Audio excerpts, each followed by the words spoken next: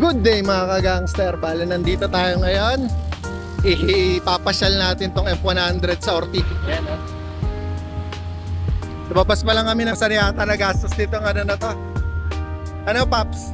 Kamusta naman ang nilagay natin?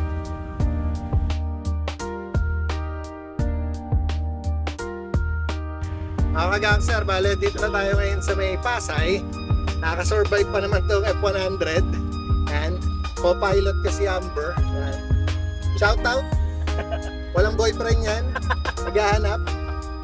Kaya kung meron kayong marirekomenda, recommend nyo na. Kailangan lang malaki. Mama, stansya ka. Wala, naliligo tayo. Wala tayong aircon. Kailang maangin ako sa labas. Sa labas na. Kaso nga lang, mga ka-gangster, hina na preno nito. Dahil pa kumakat sa atin, kaya ang hirap. Hindi nga ba ako paano ako mag-drive? Pakita mo nga ako. Kailan mo yung camera. Ayan. Isang paa nasa ano, pero ako.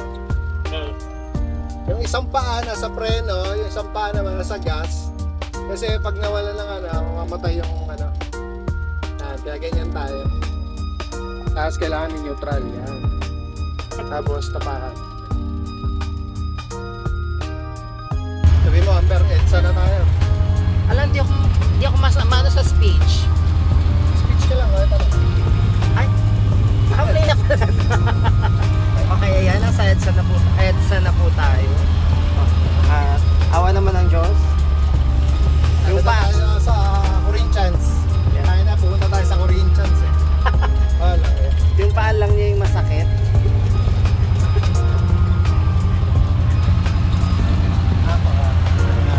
So good luck Kuya Aaron. Makakarating din tayo. Sigurado yan. At least nakakapagpahinga na yung paa mo.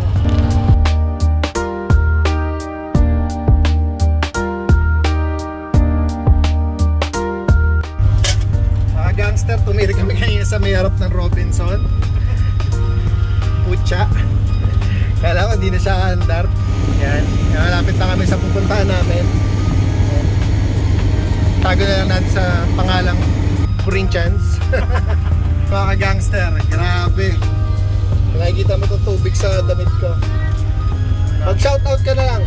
Sabi mo, yay. Shoutout.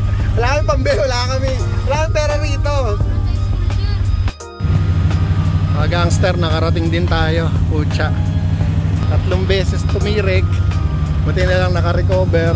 Hindi siya na nasira.